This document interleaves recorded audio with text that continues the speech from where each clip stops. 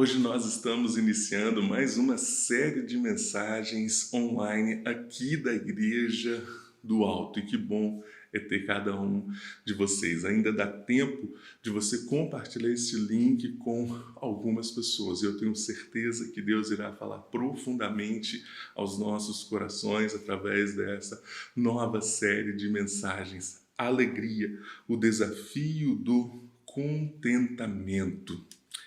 Em momentos difíceis, como nós estamos enfrentando e passando, muitas pessoas passando por momentos difíceis em suas vidas, nós precisamos nos voltar para a palavra de Deus, onde nós encontramos a verdadeira alegria que vem do Senhor, o verdadeiro contentamento que vem da parte de Deus para as nossas vidas. Mas quando nós falamos sobre alegria, qual o significado desta palavra? Fazendo uma breve pesquisa no Google, você vai encontrar o seguinte significado.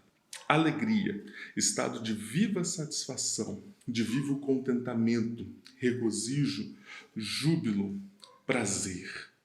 Estado de viva satisfação, de vivo contentamento. Mas de onde vem esses momentos? De onde vêm esses momentos de alegria? De onde vêm esses momentos de contentamento? O que te deixa alegre? O que te faz sentir contente ou plenamente alegre? Algo que possa acontecer na sua vida e que aquele momento foi marcante e te trouxe este momento de alegria. Quando nós falamos sobre isso, nós precisamos fazer duas perguntas que são importantes para nós definirmos isso. A primeira pergunta é: de onde vem a alegria? E a resposta que nós ouvimos geralmente a alegria é experimentada em circunstâncias positivas ou favoráveis. Geralmente nos encontramos alegres, contentes, satisfeitos quando nós nos encontramos em momentos que nos satisfazem, ou em momentos onde está tudo bem, em momentos onde nós temos um bem-estar. E nós ligamos este contentamento e esta alegria a estes momentos. E quando nós perdemos alguns desses momentos, ou quando eles não estão presentes em nossas vidas, nos encontramos abalados, nos encontramos no que seria o contrário disso, num estado deprimido, onde nós não encontramos contentamento para as nossas vidas, porque muitas vezes nós dependemos de fatores externos para que possamos nos encontrar nesse estado de contentamento e alegria. Mas a segunda pergunta importante que nós devemos nos fazer nesses momentos é sobre qual alegria estamos falando? Sobre qual alegria, então, nós estamos falando nesta série? Estamos falando sobre a alegria produzida e originada a partir de um relacionamento com Deus. E John Piper, ele vai dizer: a alegria cristã é um sentimento bom na alma, produzido pelo Espírito Santo, quando ele nos faz ver a beleza de Cristo na palavra e no mundo. Nós não estamos falando de uma alegria ou de um desafio do contentamento com base em coisas externas à nossa vida, com base em momentos que nós passamos e por conta desses momentos nós nos sentimos contentes e alegres. Não, nós estamos falando da alegria que vem do Senhor para as nossas vidas, do contentamento que vem de Deus, do alto, para as nossas vidas. Nós estamos falando sobre a alegria cristã, que é produzida pelo Espírito Santo de Deus em nossos corações quando nós nos encontramos com a sua palavra. E durante todo este mês nós vamos estar refletindo na carta de Paulo aos Filipenses. Se você quiser deixar a sua Bíblia aberta, carta de Paulo aos Filipenses, conhecida também como a Carta da Alegria. Em seus 4 capítulos, a palavra alegria, em todas as suas derivações, elas irão aparecer em todo o livro durante 13 vezes. E existe um texto-chave nesta carta, que se encontra no capítulo 4, versículo 11, que diz: aprendi a viver contente em toda e qualquer situação. Veja como que o versículo 11 do capítulo 4 já é algo contraditório muitas vezes nas nossas vidas, onde nós aprendemos a estar alegres e contentes com base em situações, em momentos, em coisas que podem nos trazer esta alegria e este contentamento. Paulo vai contra esta cultura e ele vai dizer: aprendi a viver contente em toda e qualquer situação. Isso é algo profundo e confrontador para os nossos dias. Mas vamos conhecer um pouco do contexto dessa carta, sobre o que Paulo está falando e o porquê Paulo está direcionando esta carta para esses irmãos, falando justamente sobre este tema. A igreja em Filipos foi plantada por Paulo quando ele esteve na Macedônia. E a partir do capítulo 16 de Atos nós podemos descobrir e ver esta grande aventura que foi esse processo de plantação desta igreja. E lá no capítulo 16 de Atos, a partir do versículo 12, a palavra do Senhor ela diz: e dali a Filipos, cidade da Macedônia, primeira do distrito e colônia. Nessa cidade permanecemos alguns dias. Paulo plantou esta igreja, esteve com esses irmãos, conheceram esses irmãos profundamente, num processo parecido com o nosso aqui, através de um encontro com uma mulher muito influente, Lídia, uma vendedora de púrpura, e depois um grupo base em sua casa. Paulo e Silas ali trabalharam com esses irmãos, alcançando essa cidade, fizeram uma grande obra ali, pessoas foram curadas, pessoas foram libertas ali naquela cidade, mas Paulo e Silas também passaram por momentos difíceis na prisão. Paulo e Silas foram açoitados também aqui nessa cidade. Mas se passaram 10 anos no contexto dessa carta, e Paulo agora, ele está preso em Roma, uma prisão domiciliar. E, provavelmente, a carta aos Filipenses é uma carta-resposta. Ou seja, eles enviaram primeiro notícias a Paulo através de um de seus pastores, Epafrodito, que também, junto com as notícias desta igreja, enviou recursos para Paulo naquele momento difícil. A igreja em Filipos era uma igreja pobre, pessoas com poucos recursos, mas era uma igreja parceira no ministério de Paulo. Em alguns momentos, Paulo vai dizer que foi a única igreja que o auxiliou, a única igreja que o ajudou em momentos difíceis, onde ele estava precisando até mesmo de recursos financeiros. Esta igreja, com pessoas carentes, com pessoas pobres, era uma igreja fiel e parceira no ministério de Paulo.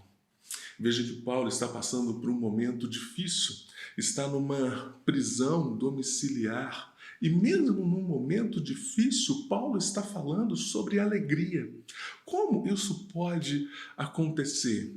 Em um momento de sofrimento, em um momento de isolamento, preso ali, Paulo escreve uma carta falando sobre alegria com esses irmãos. A alegria que vem do Senhor, a alegria que vem do alto para as nossas vidas. Mas veja um pouquinho do contexto dessa cidade. Quando nós olhamos para o texto de Atos, capítulo 16, versículo 12, o texto diz: primeira do distrito e colônia. Uma cidade fundada por Filipe, pai de Alexandre Magno, no lugar de uma cidade muito mais antiga chamada Crenides, ou que quer dizer os poços. Uma cidade muito estratégica, pois era a rota entre a Europa e a Ásia. E ao redor dessa cidade existiam minas de ouro e minas de prata. Uma cidade que produzia muita riqueza. Mas veja que o versículo 12 do capítulo 16 de Atos, quando ele nos conta que a primeira do distrito e colônia, veja como que isso é importante. Nós estamos falando de um período do Império Romano. Quando o Império Romano escolhia algumas cidades estratégicas para colocar ali a sua base, ali uma colônia, eles faziam como se fosse uma espécie de cópia de Roma.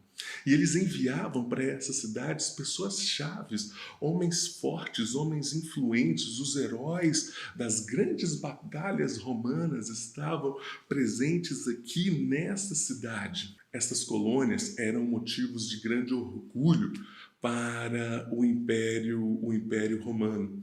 E veja lá em Atos, no capítulo 16, no versículo 20 e 21, quando Paulo chega a essa cidade, trazendo uma mensagem que vem do alto, que vem do Senhor para aquela cidade, como estas pessoas se sentem ameaçadas pela chegada de Paulo. Versículo 20 e 21. Estes homens, sendo judeus, perturbam a nossa cidade, propagando costumes que não podemos receber, nem praticar, porque somos romanos. Eles têm uma pátria, eles têm um costume, eles têm uma cultura. E agora Paulo está trazendo algo que confronta tudo isso. Uma cultura baseada em seus resultados, em seus méritos, com toda a pompa e a riqueza do Império Romano, onde esses homens se gabavam das suas grandes conquistas que eles já obtiveram em grandes batalhas ali. Mas veja também o que o texto, na carta aos Filipenses, no capítulo 3, versículo 20, Paulo ele vai dizer: pois a nossa pátria está nos céus, de onde também aguardamos o Salvador, o Senhor Jesus Cristo. Veja como Paulo é confrontador com esta cultura em dizer: a nossa pátria não é uma pátria terrena. Para homens que se gabavam da sua cultura, da sua pátria, do seu império, Paulo está dizendo: não é daí. O nosso Salvador não é um herói romano, não é um homem de grandes conquistas em batalhas que se gaba pelos seus resultados, pelos seus méritos, mas o nosso Salvador é um Senhor. Eles tinham um Senhor, eles tinham um rei. E o que Paulo está dizendo é que o nosso Salvador, o nosso rei é o Senhor Jesus Cristo. Paulo é confrontador ao escrever essa carta, Paulo é confrontador a viver no meio desta cultura. Mas existia ali também uma forte linha filosófica que influenciava esta cidade, que influenciava os irmãos desta igreja.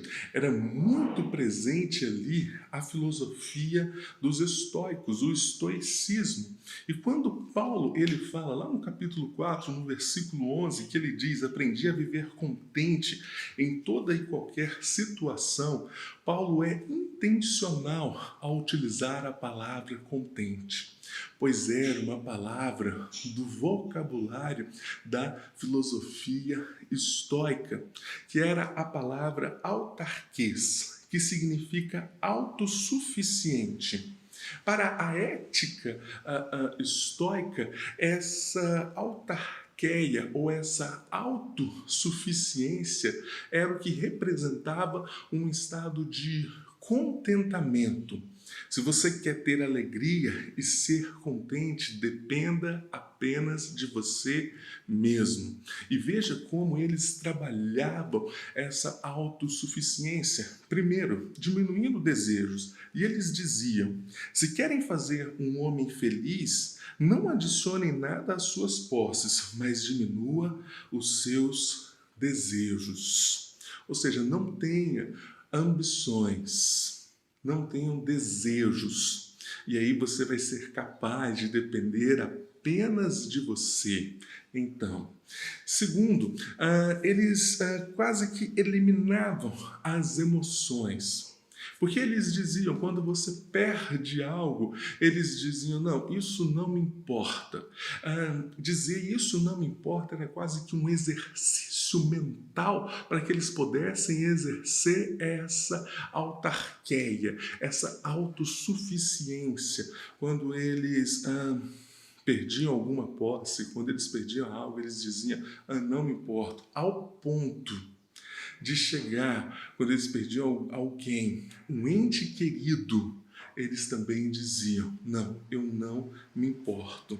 Os estoicos faziam do coração um deserto e chamavam isto de paz. Essa é a grande verdade a respeito da filosofia dos estoicos, onde eles queriam negar alguns fatos dos nossos corações, negar algumas coisas em algumas áreas da nossa vida para que eles pudessem encontrar essa autossuficiência. Ao contrário, Paulo confronta esta cultura, esta filosofia, dizendo que ele não depende dele, mas ele depende do Senhor. A questão não é dizer que não se importa, a questão não é criar desejos ou fazer alguns planos, mas a grande questão da vida é depender do Senhor. Em uma época onde a filosofia dizia, dependa apenas de você mesmo. Esse era o grande cenário da carta aos Filipenses. E se nós pudéssemos desenhar um grande panorama desta carta, seria desta forma. De um lado, a cultura romana, com toda a sua pompa, com todas as suas riquezas, com todos os seus heróis, com todos os seus méritos, com todas as suas conquistas. Do outro lado, a filosofia estoica, dizendo, dependa apenas de você. Olhe apenas para você. Uma igreja pobre, uma igreja com pessoas humildes, vivendo num cenário de muitas riquezas e glória. E onde isso confrontava a vida deles quando eles olhavam para aquela cultura, homens tão poderosos, e eles se viviam com tão pouco. E por outro lado, o seu líder, o referencial de ensino para eles estava preso por conta da mensagem do Evangelho. E vejo como a carta aos Filipenses, como tudo o que acontecia nesse cenário, é algo muito presente que nós encontramos em nossas vidas hoje. Quando nós falamos a respeito de contentamento, de um lado nós temos uma cultura hedonista. De um lado, nós temos uma cultura que vai dizer que nós precisamos buscar os nossos prazeres, o nosso contentamento, aquilo que nos traz alegria, através daquilo que nós podemos ter, através daquilo que nós podemos construir, dos relacionamentos que nós temos, e tudo isso irá trazer um prazer e alegria para a sua vida. Uma geração, uma cultura voltada para dentro de si somente, onde cada um busca o seu próprio prazer e a sua própria alegria com base naquilo que eles pensam que trazem contentamento. Onde cada um cria o seu paradigma de contentamento com base naquilo que possuem, têm, ou com base em seus grupos de relacionamentos, em suas famílias. Do outro lado, a autossuficiência. Do outro lado, o confronto em relação ao contentamento de não depender de nada e de ninguém.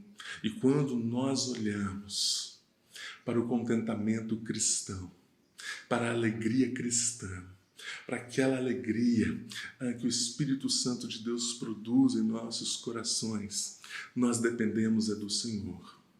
Esta alegria e esse contentamento não é com base em coisas terrenas, mas com base naquilo que Cristo Jesus fez por nós.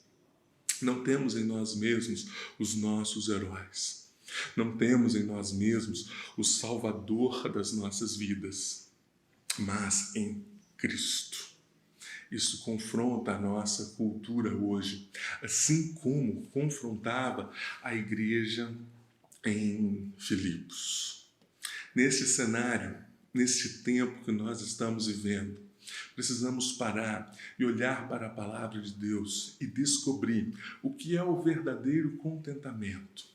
O desafio de descobrir a alegria que vem do Senhor para as nossas vidas. Por isso eu quero pedir para você ter o seu texto bíblico em Filipenses, capítulo 1, versículo 1 e 2. Nós vamos meditar na saudação de Paulo para esses irmãos, na introdução de Paulo para esta carta. É interessante como que nesta introdução Paulo expressa toda a sua cosmovisão, que vai coordenar toda a sua carta posteriormente.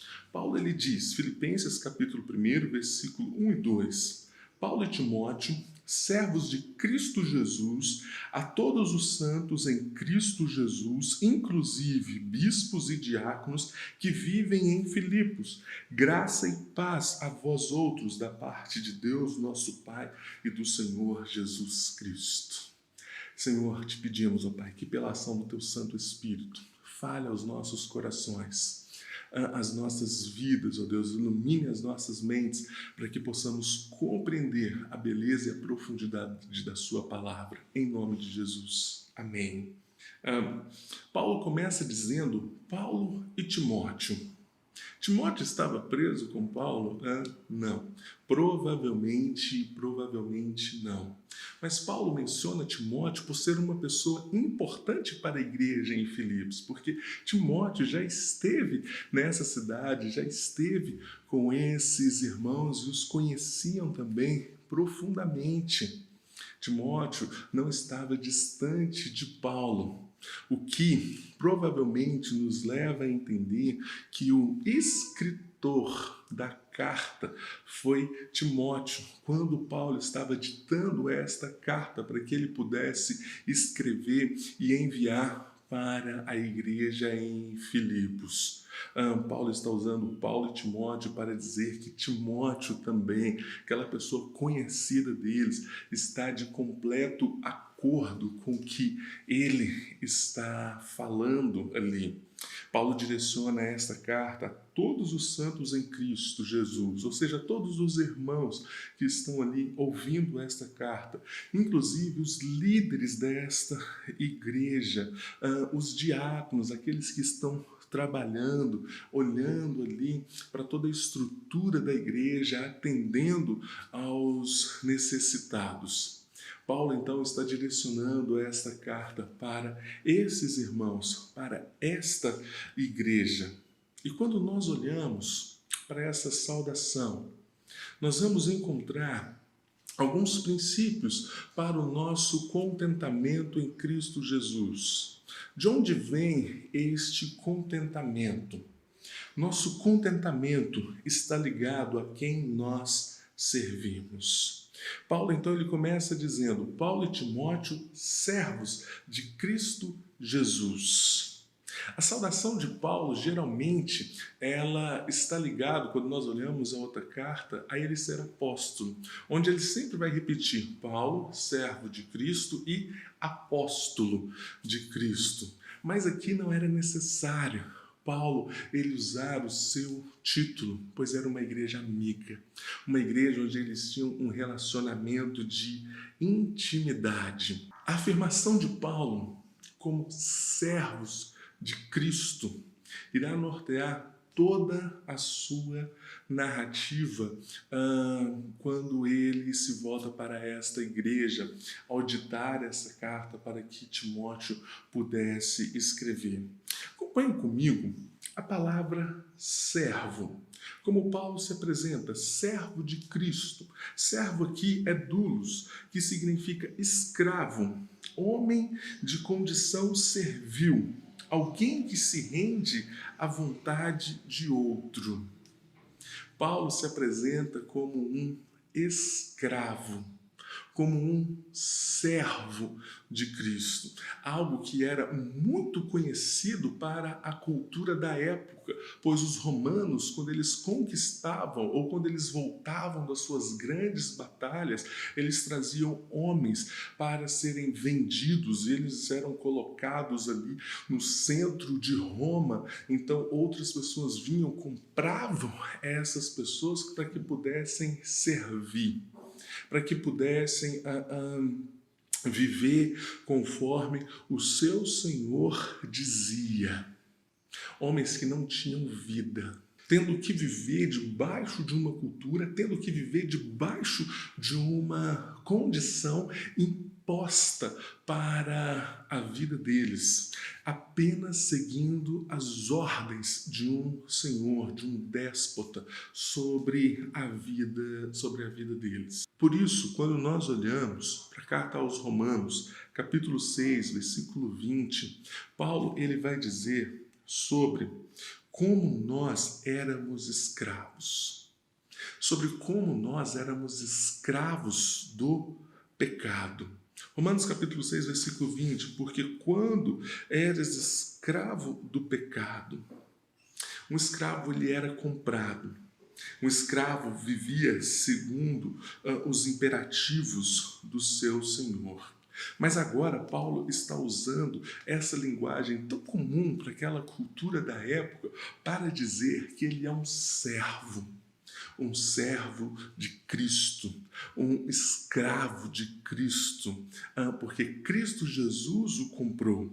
E quando nós olhamos em Romanos capítulo 3, versículo 23 e 24, na carta de Paulo, diz assim: pois todos pecaram e carecem da glória de Deus, sendo justificados gratuitamente por sua graça, mediante a redenção que há em Cristo Jesus.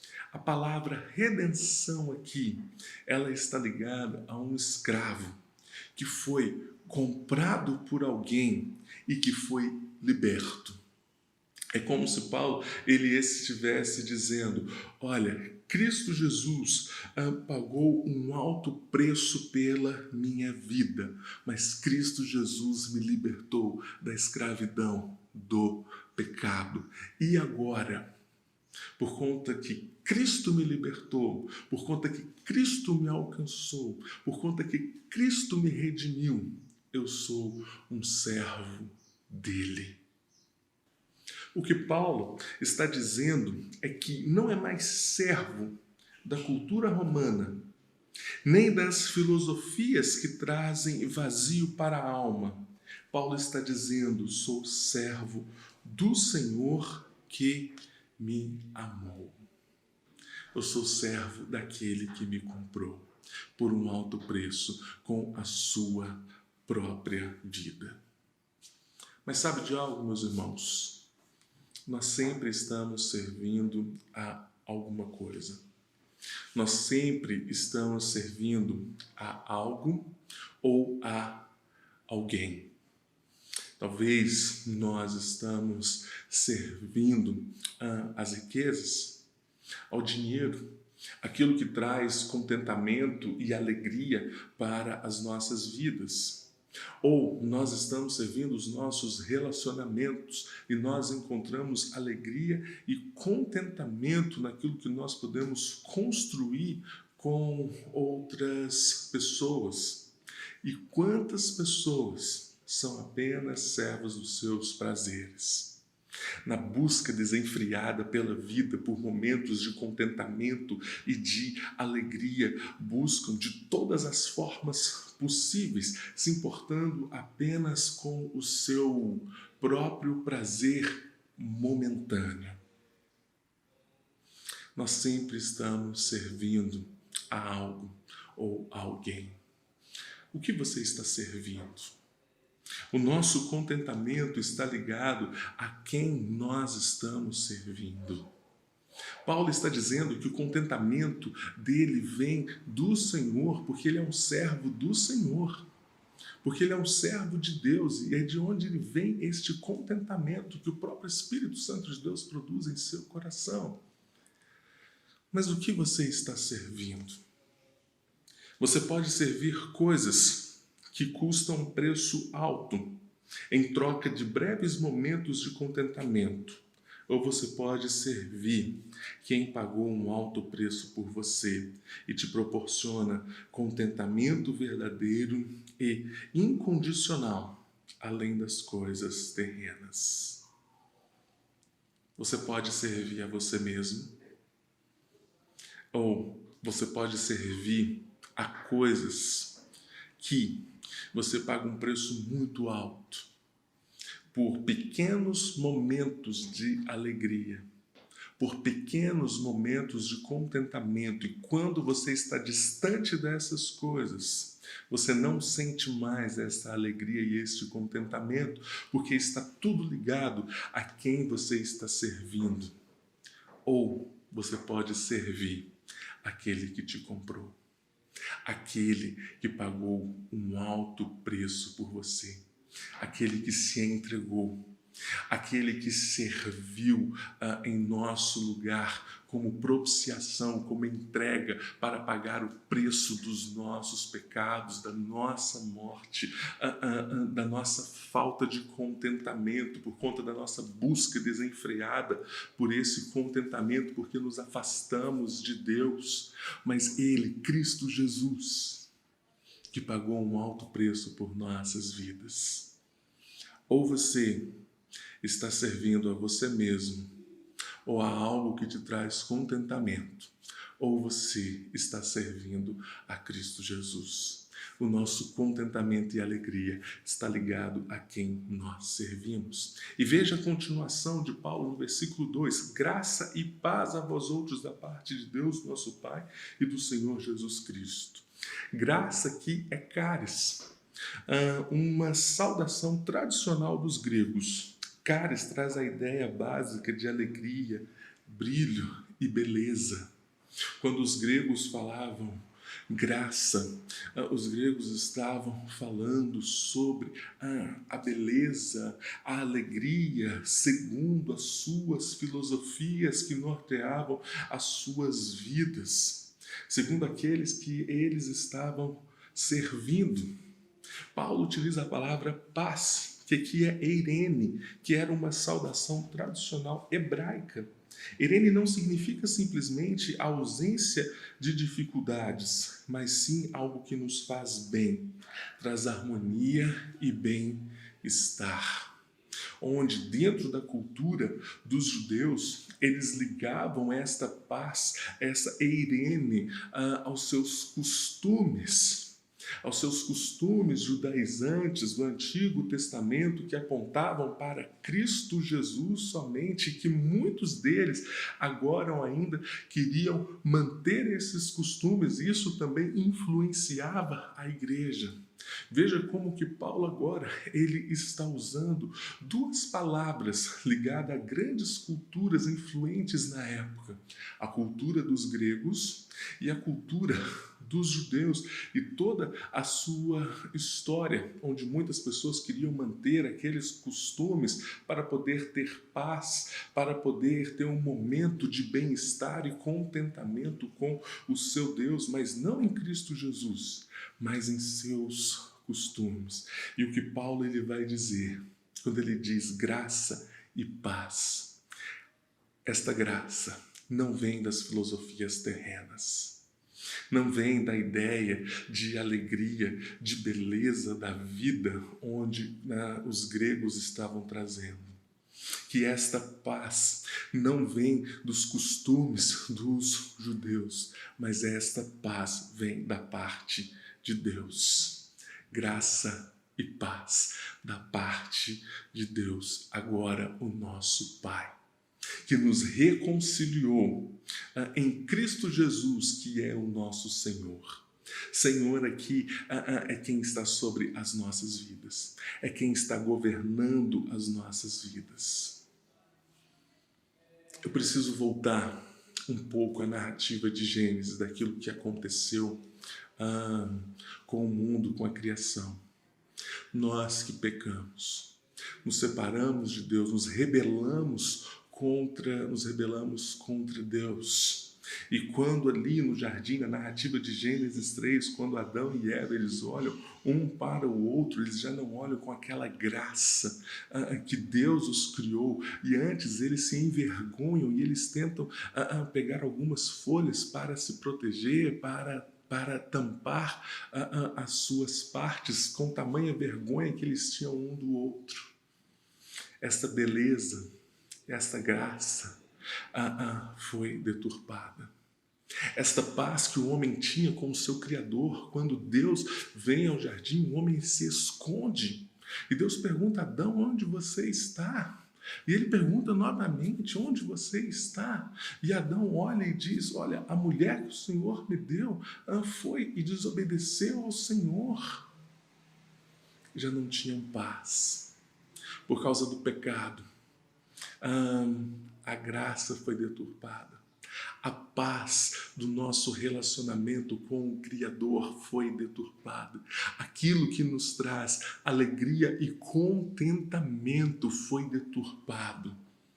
Mas quando Paulo ele diz, sou servo de Cristo e agora a graça e a paz foram restauradas, restabelecidas por causa do sacrifício de Cristo Jesus, e por causa disso eu posso dizer a vocês, graça e paz, não com base em coisas terrenas, mas da parte de Deus, da parte que é que Deus separou para as nossas vidas. E agora não somos mais escravos do pecado, mas da parte do nosso Pai, do Senhor Jesus Cristo.